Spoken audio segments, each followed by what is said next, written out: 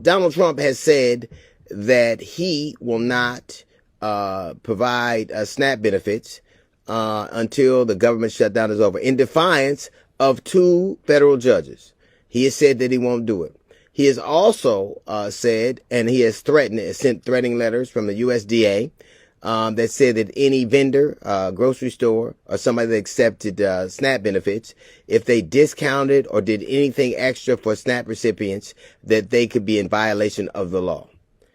When Governor Pritzker and I believe a few other governors decided that they would take matters in their own hands and they would provide SNAP benefits to their state residents, they were going to allow them, they were going to fund their EPT cards, the Trump administration disabled those cards. What is going on is that Donald Trump is using hunger as a political weapon, which the Geneva Convention would strictly prohibit. He is saying either you politically do what I want or people will go hungry. If a country did what Donald Trump was doing, what this administration is doing, like when Black Hawk Down was about people not getting food to the people and warlords hoarding it for a political advantage. If a country were doing what Donald Trump were doing, we would be going to the UN and trying to get a resolution to invade them. When you use food or natural resources as a weapon, as a political cudgel, it is against the Geneva Convention, and he does it in defiance of 2 federal judges and the law.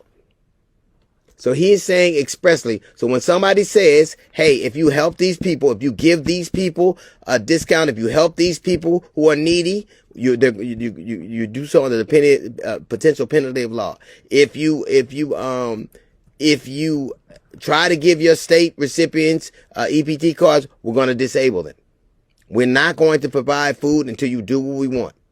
Now, who could have imagined that a president of the United States would actually threaten to see his people go hungry if he does not get his political will?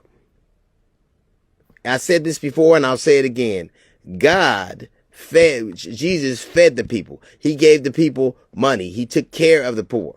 He did not have to be forced by a court to do it. And then he doesn't defy that court.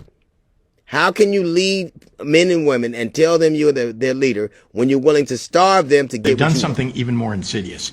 They've decided to shut down the SNAP machines so that they can't be used. So even if we were to put money into SNAP accounts, they couldn't be accessed by someone who has a SNAP card.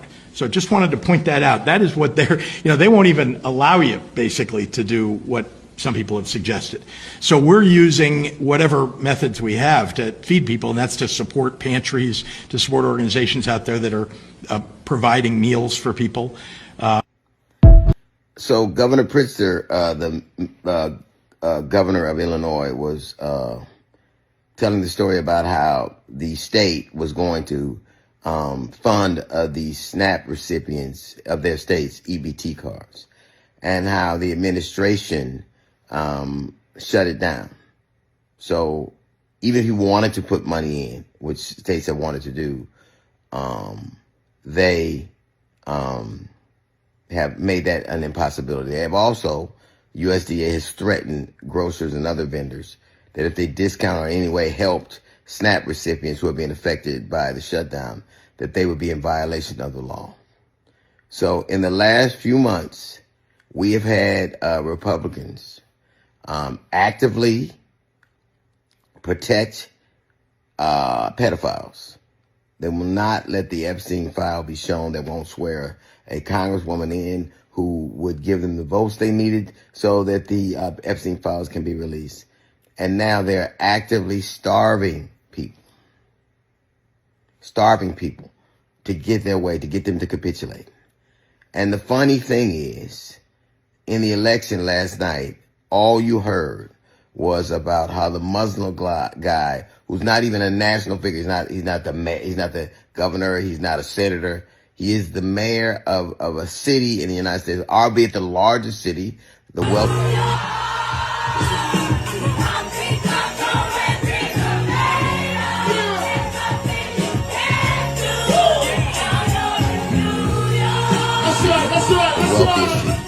But the Republicans are telling you how a man who is a young man who is the mayor of New York, is the one who you should be afraid of.